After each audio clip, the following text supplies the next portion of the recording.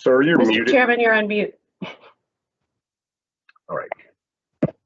All right, the commission will come to order. The Federal Maritime Commission will come to order. I want to thank everybody for being here today.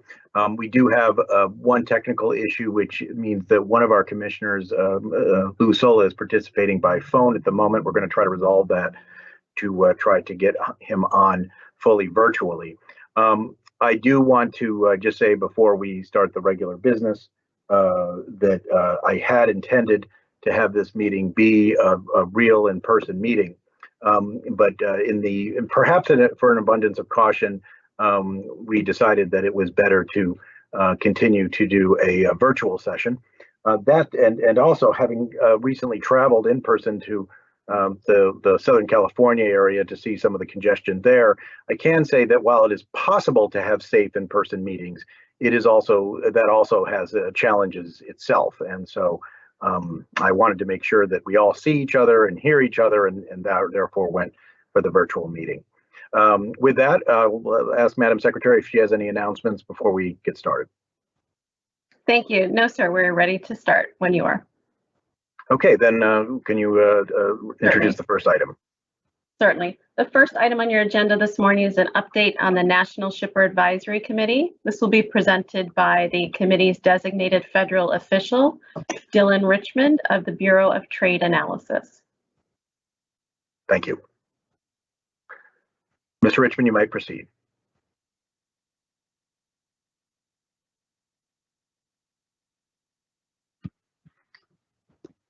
All right. Good morning, Mr. Chairman and Commissioners. I am here this morning to provide a brief update on the National Shipper Advisory Committee in my capacity as the committee's designated federal officer.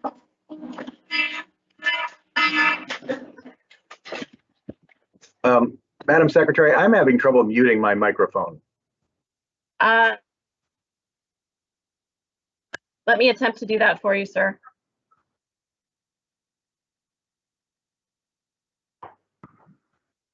You're muted now, sir.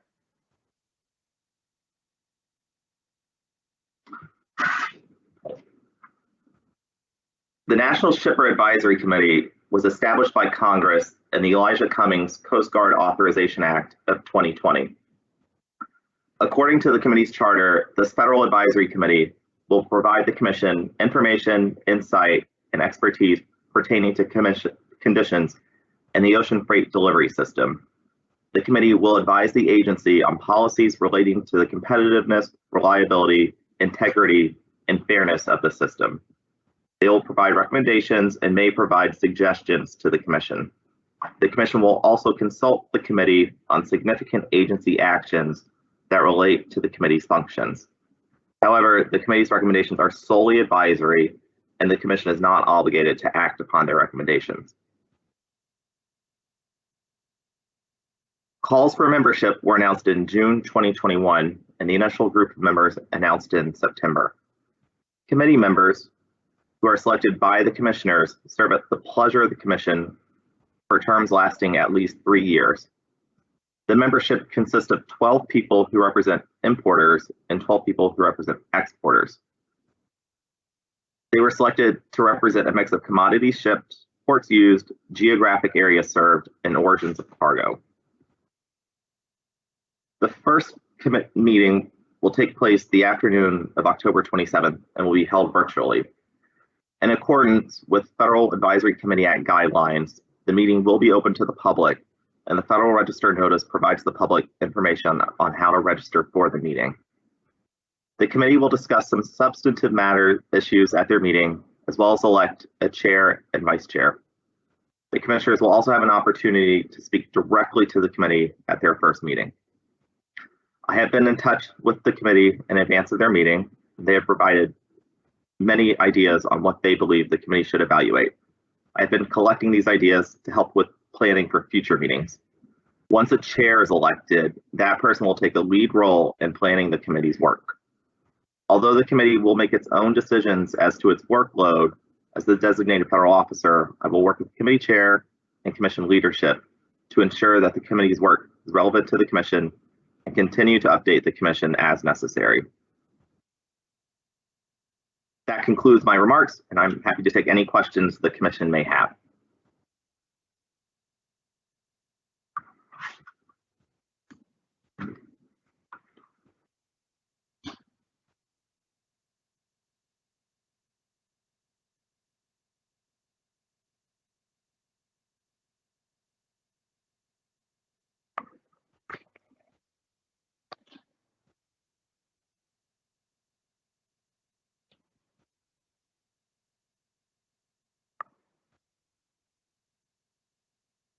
Dan, it says you're still muted. Yes, and Carl Savoy, can you unmute the chairman on the back end? I cannot do it. Negative.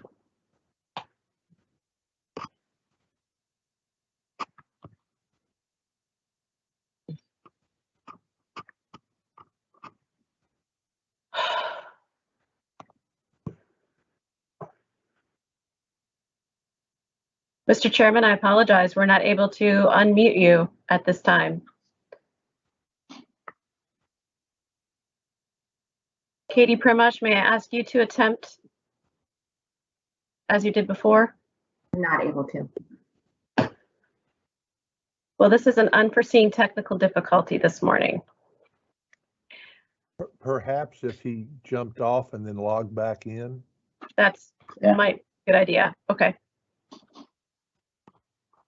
I have a feeling this technical problem may be more extensive as we're not able to control this, and normally we can. We'll do our best. Well, my comment to Commissioner Corey is he's 2-0 right now with recommendations. Yeah. It's what my wife always tells me. Did you unplug it and plug it back in? Carl, can I ask you what is live currently? Could you put the meeting slide back up live, please?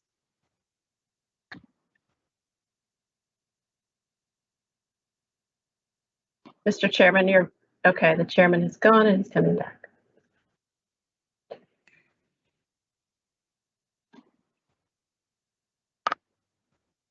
The slide is up.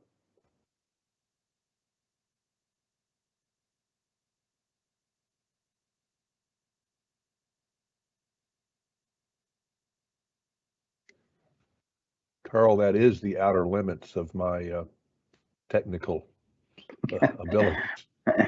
Commissioners, the chairman has, thank you, Commissioner Sola. The chairman has asked if Commissioner Dye could proceed and continue with the meeting while he attempts to log back in.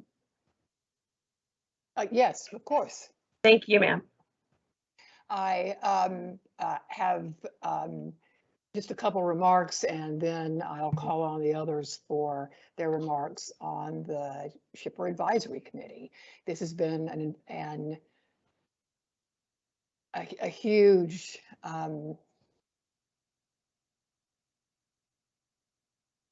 advantage for the Federal Maritime Commission to be able to have so many distinguished people on our advisory committee. This has been an ambition of mine for years. I'm so pleased to see it come to fruition, and I will give a preview to my colleagues and the public that I intend to recommend that the commission adopt an advisory committee for ports, terminals, and ocean carriers.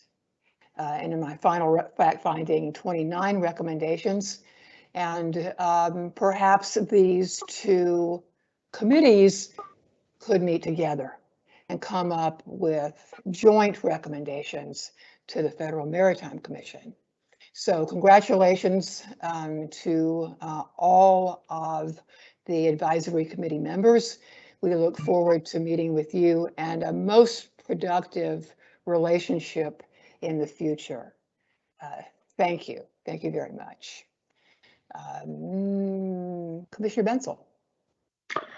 Thanks, Commissioner Dye, and I'd like to recognize your efforts and seeing that we had a National Shipper Advisory Committee. It was one of your initial recommendations, and I really think it's important to get as much input as possible from the public, and I think this is the first of of hopefully the appropriate amount of committees and advisory committees, and so how we structure that going forward. But I agree with you. I think we do need, if this one works out, to look at other advisory committees and how they interact. So supportive of that suggestion.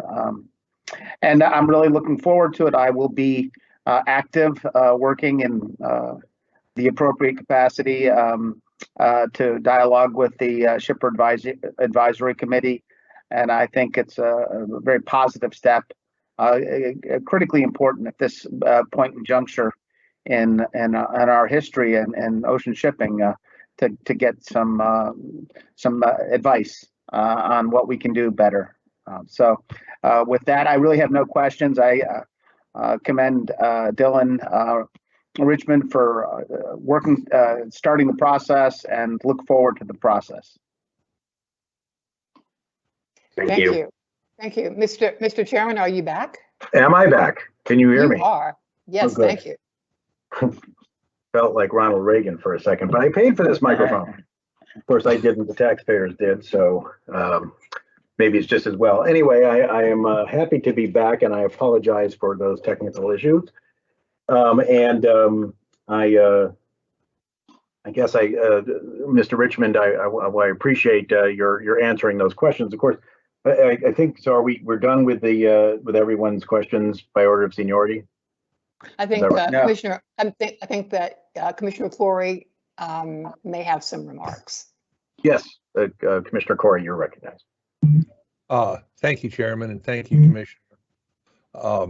I just want to add to thank you to all the public who have agreed to go through the process of submitting names for service, and those who have agreed to serve. We will be better off with this public commentary.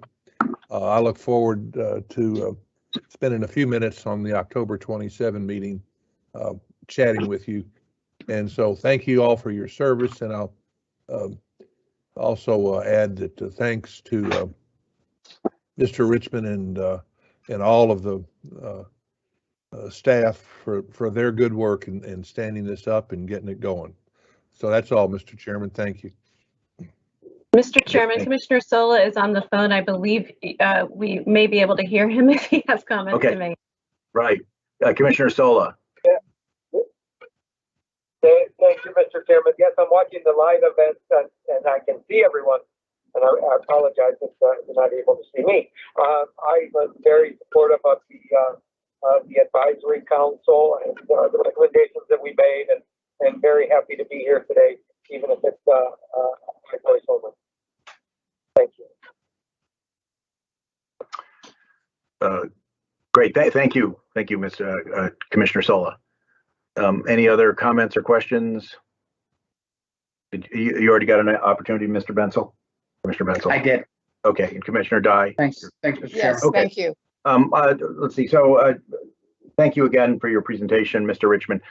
Just a question. My understanding is that there were many qualified people who applied that we simply weren't able to accommodate because we are trying to keep, well, by statute, we have to keep the number of people limited on this.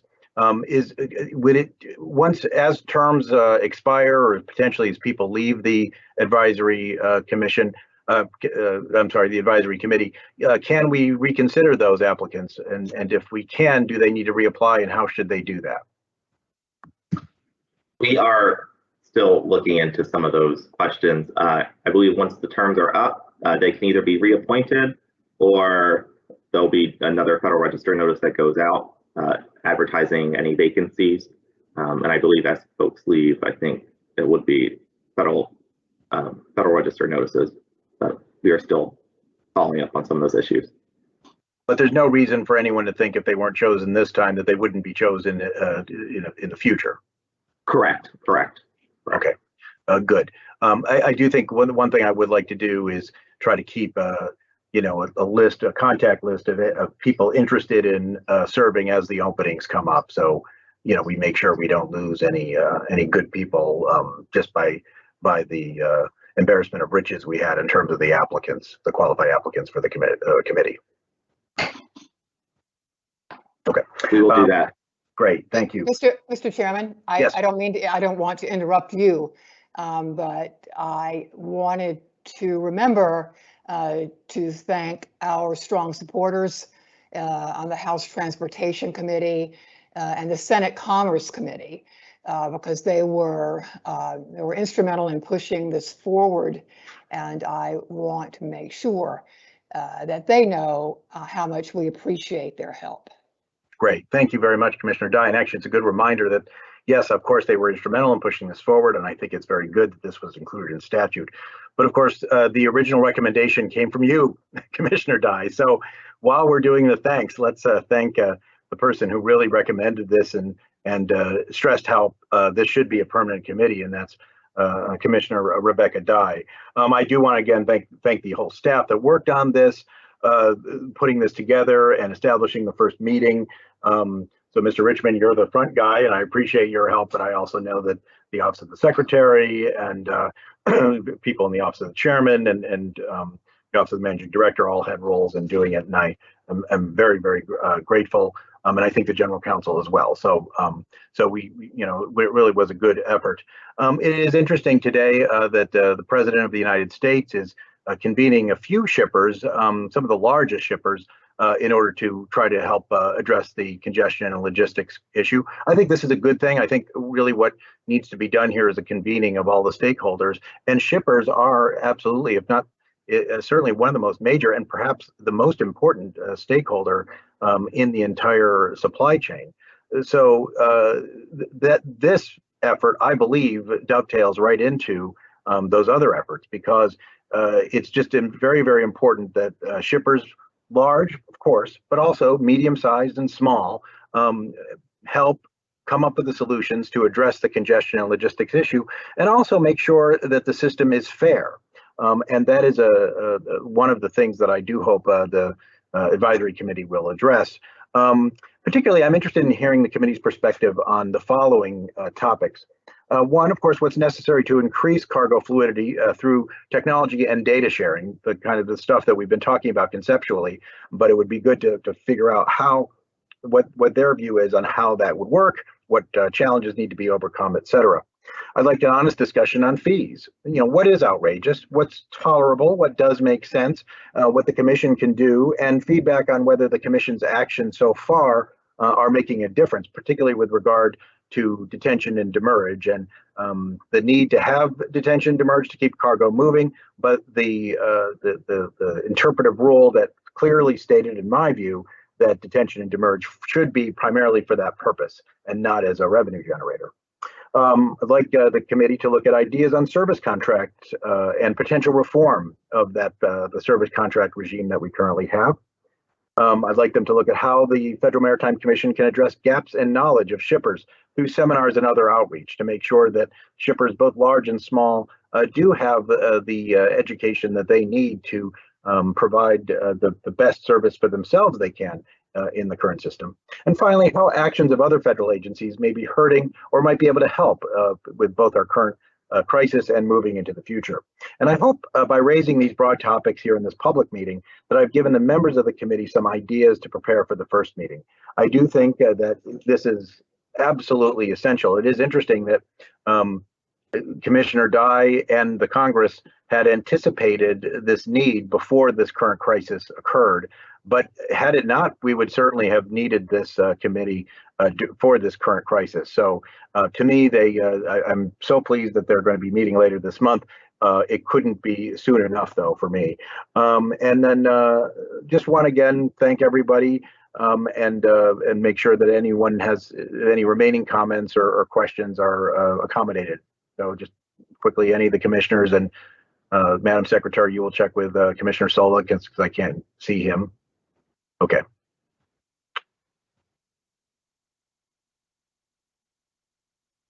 Okay. Okay. And watching the news just as everyone else is. Yep. And with this topic being in the White House today. So thank you very much. So I want to thank everybody. We have to go to that concludes. I think Madam Secretary, does that conclude all of our items for the public session? That does. That concludes our public session, sir. And I would suggest we take a 5-minute recess before reconvening in our closed session, and then make sure we have all our technical issues resolved when we get there. Okay, that was fine. I'm going to suggest that as well. So with that, I'm going to conclude the closed session, and conclude the open session, and we'll meet again in closed session in approximately 5 minutes.